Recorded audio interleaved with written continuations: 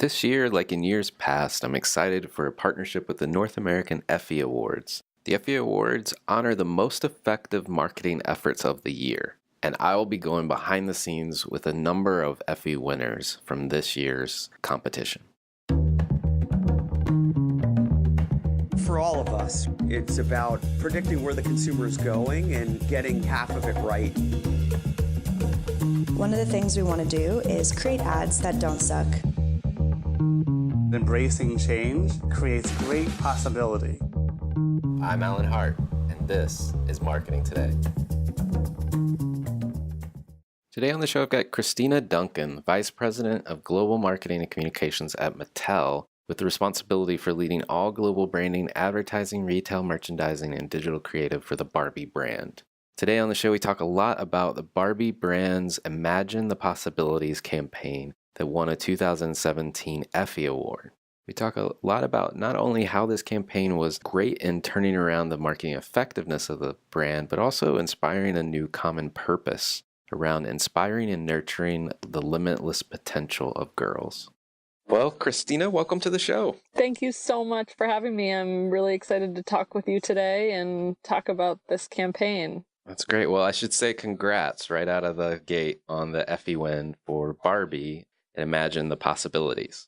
Thank you so much. We're thrilled. Why don't you, for those listeners that may not have seen the campaign, can you tell us a little bit about it? Yeah, absolutely. I mean, I think it's worth even taking a step back and recognizing that probably almost everyone in the world has a perception about Barbie. And some of those perceptions aren't always positive. And this campaign, Imagine the Possibilities, was really birthed in order to reappraise and reintroduce the brand to the world. So Imagine the Possibilities was a launch film for a campaign that we've kicked off at the end of 2014. And the idea was that we wanted moms to have a different opinion about Barbie than they currently had. We had seen some consumer insights work that shared insights that probably aren't surprising to your listeners, that Barbie wasn't a great role model for their daughters. She stood for perfection and materialism and unrealistic body image. And we knew we had our work cut out for us in order to change that perception because it was so strong. So that's the key insight, I'm guessing, behind the campaign then. That was the problem we were trying to solve. The key insight that drove the campaign was really this hypothesis that, when a little girl is playing with Barbie, we all who work on the brand and watch girls play with Barbie dolls know that when they are playing with a Barbie doll, they are imagining everything they can be in their future, whether it's pretending they're their teacher and working through something that's going on at school, pretending they're their future career, or they're a mom or a babysitter. We see girls trying on these roles as they play with Barbie dolls. But what we also know is that when daughters are playing with Barbies, moms are usually either cooking dinner or checking their email, or, girls are sitting on their bedroom floor with their friends playing Barbies, and moms aren't always watching that play. And so we had this hypothesis that if parents could watch their kids play with Barbie, they would see the benefit and the value of that play. It's imaginative, it's creative, it's related to self-exploration in a way that most toys for young kids aren't geared. And we also know that so many of our millennial moms today had played with Barbie as a kid and loved Barbie.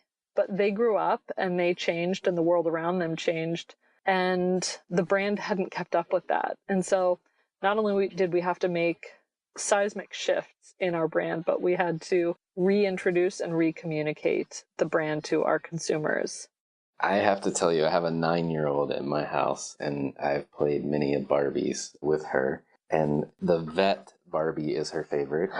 So thank you for making occupational Barbies. I appreciate that. Oh, you're welcome. We have made over 190 careers. And it's one of those brands that people really, for a long time, have loved to hate. But if you sort of dig in and see some of the incredible products, there is some really exciting culture pushers there for girls. And so we're proud of that. Well, I'm going to get cool points when I go home and tell her I talked to the makers of Barbie today. Well, we'd we'd be happy to send you a box of dolls. Oh my goodness. Okay. All right. Here's what the decisions were. I mean, you had this insight, you had kind of this challenge, if you will, with the brand and trying to make it more relevant. Were there other decisions along the way that you had to make to bring this campaign to life?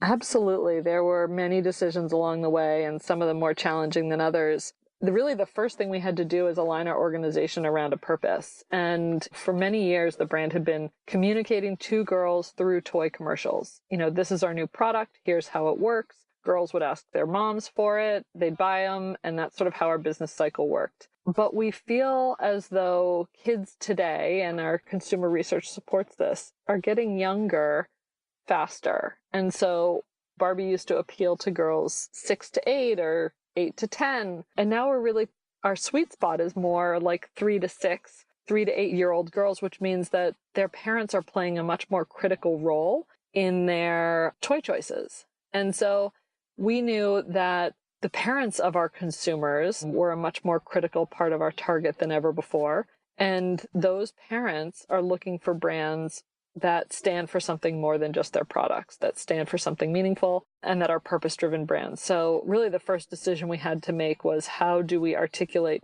the purpose that we all knew lied deep and embedded within our brand, but how do we succinctly communicate that to our consumers? And this is sort of an interesting anecdote about the brand, but it was started by a mom and an entrepreneur in the 50s who watched her daughter play and saw that the only toys her daughter had access to were baby dolls.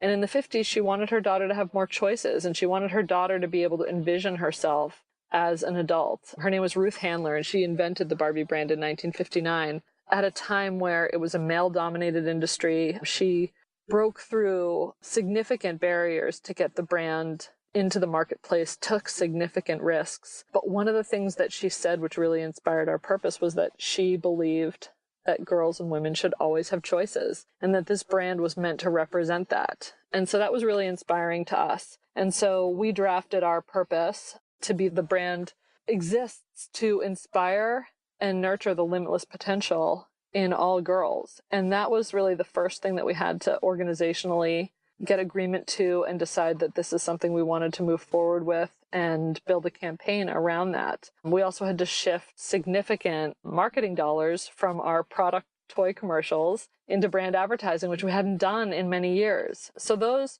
while in hindsight seem like obvious decisions and things that all brands are doing today, those were big hurdles we had to accomplish organizationally within our company. Wow. I mean, I'm sure there were no small feat. Was there an aspect of making those decisions, the alignment or just the kind of leap of faith? Or I think we just knew it was our moment. I think our business situation was in a position where we needed to take a big risk. Our brand equity and perception amongst parents was at a place where we really needed a big risk. I love this part of the story. I remember approaching our president and saying, we need funding to create a brand campaign for Barbie. And he said, you're going to need more than just a campaign. You're going to need to start a movement. And that was sort of the spark that led us to put so much energy behind this initiative. Well, was there anything about the campaign, either the process or the experience, that surprised you as you went through this? There have been so many surprises along the way,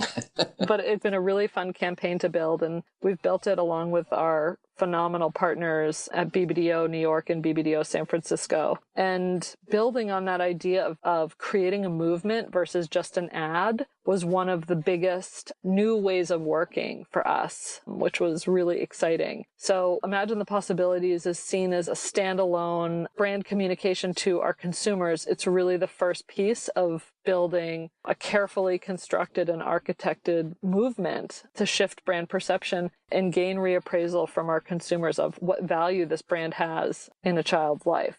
One thing that was kind of fun, or one surprise for me personally, is when we shot Imagine the Possibilities, the campaign, and for anybody listening who's seen the campaign, it's shot via hidden camera. And so we had 6 different young girls imagining their dream careers, and these were completely unscripted. We shot in a vet's office, at a university, we shot at an airport. So when you're shooting hidden camera work, a lot of us were listening via headphones in another room, and to look around the room and see all of even the people working on this film and the people who were caught on hidden camera, their delight to see these little girls pursuing their futures was such an indicator that this was going to be a success. I mean, people just could not stop smiling, and it was proof that this purpose and this message was something that was going to be supported by the world over.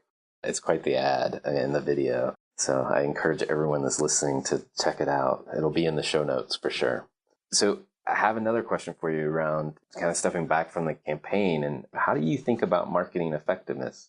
I mean, winning an Effie is really awarded based on marketing effectiveness, but how would you define what that is? I think for every brand, it's probably a little different. For Barbie, it's, of course, needs to drive the business. This campaign has done that, but it also, for us, needed to change significant perception. We had real equity issues and real perception issues as a brand. And to be able to look at the before and afters of how parents value the brand, how parents view Barbie, and see that significant shift in sentiment has been extraordinarily important to us. And then additionally, we are a brand with 99% global awareness. So Wow. It's an incredibly far-reaching brand. And this is one of the first pieces of creative that we've seen be globally relevant. And so this was a campaign that ran in our top 10 markets, but was received with such positive reaction across all of those different cultures that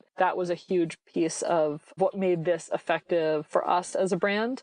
And to be honest, this was a challenge that we had tried to solve lots of different ways. One of the things that I credit BBDO in being able to do is sort of take what we internally at Barbie have always believed in this brand, and find a way to so clearly articulate it that consumers could see what we're talking about and believe it. And that's what I think this particular piece is so effective. Great. So I want to transition even a little bit further. I love talking and trying to understand the person that I'm talking to behind these brands. And you've reached quite a level of success in your career. Can you point to a moment in your life that ended up defining who you are today?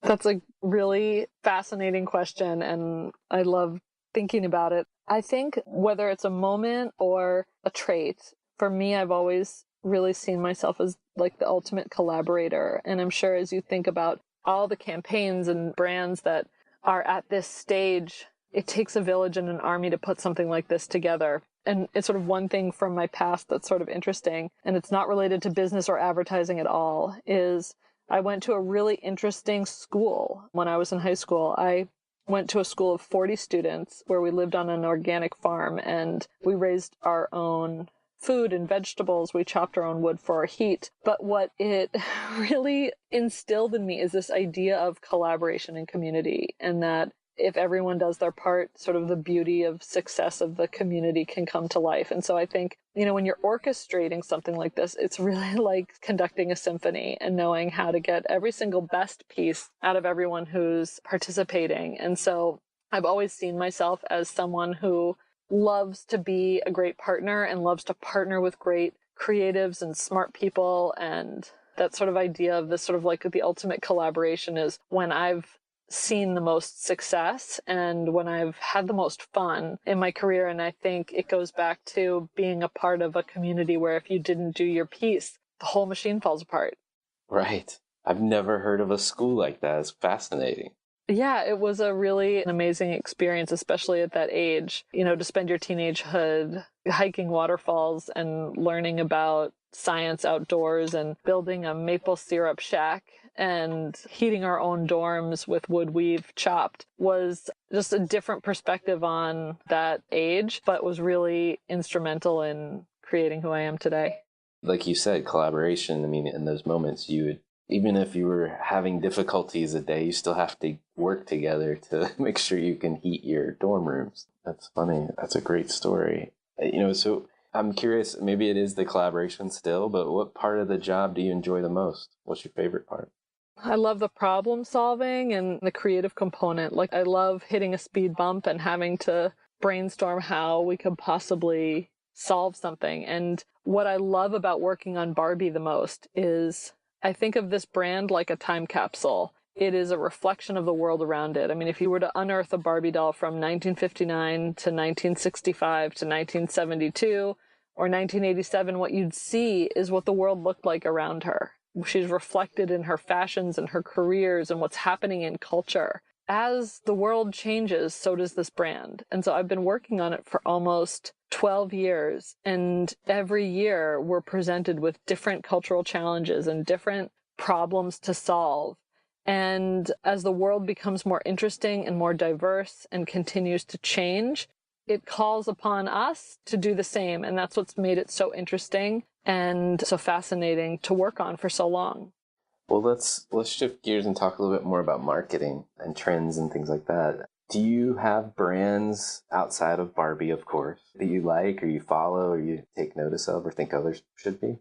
I think for us, I look to brands who are doing the things we want to be doing really well. One is resetting our brand from being a brand that is existing in order to sell products to being a brand that exists to change the world for the better and be purpose-driven. And so we often look to brands far-reaching outside of our industry, like Patagonia or REI, brands that are making significant business sacrifices in order to live true to their purpose and their conscience. That's one aspect that we look for in brands that inspire us. And then also Barbie dolls. If you played with a Barbie doll in the 70s and are, experiencing it with your kids today, it hasn't evolved as much as some other industries have, the toy industry. And so we also look often to brands that are redefining their categories and redefining their industries. So brands like Airbnb or Netflix, where they see a way that something could be done better and completely reinvent their category. And we're at a place with Barbie right now where we have to think about what is the future of play and how will kids be playing in the next few years and how do we stay relevant to our consumers as the world changes so quickly. Well, so curious what you think the big opportunity today is for marketing. One thing that comes up in conversation for us so often is the idea of diversity and inclusion and reflecting the world around us. I think the world is so incredibly diverse. There's so much broad-reaching mix of culture that we always want our brand to be a reflection of the world around us and a reflection of the world that a little girl sees every day. So when we think about everything from our marketing to our content to our products, it's something that we want to make sure we are a mirror to the world around us in a way that's culturally relevant. And, on the flip side, what do you see as the challenges, I guess, to marketing and how we operate today? In a global landscape like we sit today, it's also really difficult to create marketing that is relevant around the world. Figuring out how to globalize some portions of your business and some portions of your communication, but localize others, I think is immense a puzzle that's really can be sliced so many different ways. And we've experimented with different models, but that's, I think, one of the biggest challenges today is that, we're operating in a world without any boundaries. Going to make a leap here. Do you think that the purpose-driven component of your brand, does that help address that challenge? Or Yeah, I think it does. I think there's a universal trait that parents want what's best for their daughters. They want them to have opportunity and they want them to have the chance to pursue their limitless potential. So I think that idea of being rooted in a noble purpose that the world can get behind is by far a more valuable position than us just selling product. But at the same time, different cultures are in really different places with opportunities for young girls. And we want to be relevant in all the places that we communicate. So we lean on our international partners a lot for insights around their cultures to make sure that the work that we're producing is relevant and appropriate. Right. That makes sense. The last question, and you may have to get your crystal ball out, but I would love to hear what you think about the future of marketing holds for all of us. I think, looking into my crystal ball, I think that the marketing spans and blurs across so many lines today. When I came to Mattel, we had a digital department, we had a social media department, we had a content department, we had an advertising department. And when you think about how consumers digest information now, those lines are so blurred that it's less about how we are organized and trained as marketers and more about how our consumers digest our brands and information. And so I think as we look to the future of how we communicate with our consumers, it's really quite necessary to flip it on its head and think about how our consumers are seeing our brands instead of how we as brands are seeing our consumers. Well put. Well put. Well, thank you so much for coming on the show today. You're so welcome. Thank you so much for having me.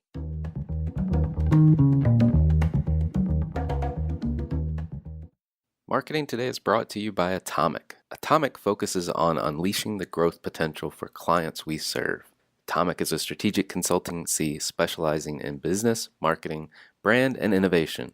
Our singular goal is to help you accelerate your efforts with the right mix of expertise, analysis, and creativity. Check us out at atomic.com, ATOMCK.com. Hi, it's Alan again. Marketing Today was created and produced by me, with project management by Sarah Williams, audio production by Aaron Campbell, writing and editing by Kevin Greeley, social media support by Megan Woods, art and graphic design by Sarah Dell. If you're new to Marketing Today, please feel free to write us a review on iTunes or your favorite listening platform. Don't forget to subscribe and tell your friends and colleagues about the show. We love to hear from listeners at info@atomic, ATOMCK.com.